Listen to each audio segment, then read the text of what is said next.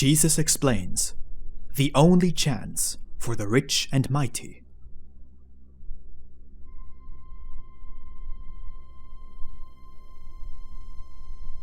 The Lord.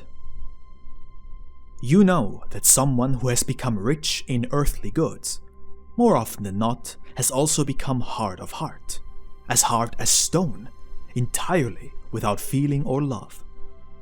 What does he care about the many thousands of other people tormented by hunger, thirst, and many other disasters still? For he is well provided for, has never felt hunger or thirst, and possesses an abundance of treasures, with which he may acquire every other kind of pleasure for himself. Also, that he will not ever have to taste boredom, or any other displeasure for that matter. But then, where does such a person stand in his inner, spiritual sphere of life?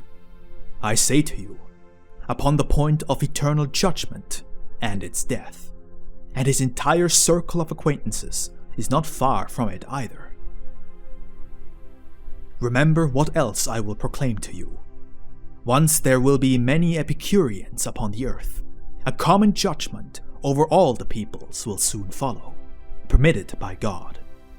Then we shall see if there will again be men who will rise up, with measuring stick in hand, and daring to say to their fellow men, "Behold, I have measured this large piece of land, I have indicated its boundaries, and declare it as my complete and inviolable property. And whosoever has the nerve to dispute this, or say to me, 'Friend, all of us have the right to snatch this imagined right from your hands, as long as we have the power and the means to do so,' him I will punish with death." I say to you, never again shall such people exist. For the next time I return to this earth, to hold judgment over such dead Epicureans, but also to give the reward of life to those who, out of love for God and their fellow men, have suffered much misery and distress. The earth will no longer be measured with any measuring stick, for the benefit of a few. Instead, wherever one will stand, he will reap and provide for his needs. The people will support one another, and no one will say, "Look, this is my property, and I am lord thereover," because then will men understand that I alone am the Lord, and they are all brothers and sisters. Indeed, this should already be the case among the people now. However, in this intermediary period of development of men, who are as yet not purified by the great fire of life, it will remain permitted. But from this point in time, it will not be another full 2,000 years anymore. After that, the spirit will be dominant among men, and upon the earth will no longer be a mine and thine, nor will it be spoken of. You, who are now my friends, possess a large piece of land of the earth that has been measured to you.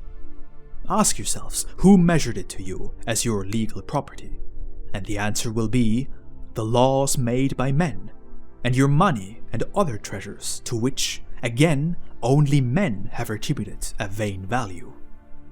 From God's point of view, the whole earth belongs to all men in equal measure, as was the case from the beginning. Wise men should divide it according to the need of the people, teaching them to cultivate it.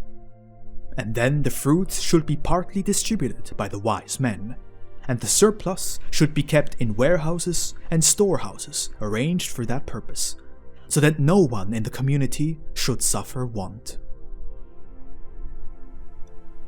But if the rich and powerful seize everything for themselves, then many will become utterly impoverished, living their lives in misery and great need. For everything belongs to the few among the rich and powerful, but nothing is given to the poor, except that which the rich and powerful agree to offer them in exchange for the hard work the poor do for them. However, these things cannot change for the moment. Therefore, you, the rich and mighty, may you be true friends to your poor brothers and sisters, and show them love. Feed the hungry, quench the thirsty, clothe the naked, comfort the sorrowful, and free the prisoners, those who, by your greed, your power, and your laws, are needlessly pining away in the dungeons of their flesh, but even more so in the dungeons of the night of their souls. Go and free them, for then I will free you from the power of death and judgment. Subsequently, be but my custodians with your earthly goods, and I will give you eternal life in return. For I have the power to do so, and can give it to whomever I wish. The way you measure others, likewise shall you be measured by me. Behold, this is a good and wholly true explanation of the little cloud of light, that which has summoned you to seek the truth and life. Now you have found the truth in me. Therefore, make it your own by your deeds, for then you will live, and the death of matter will no longer have you believe that you are but mortal human beings, for from now on shall immortality remain a part of you.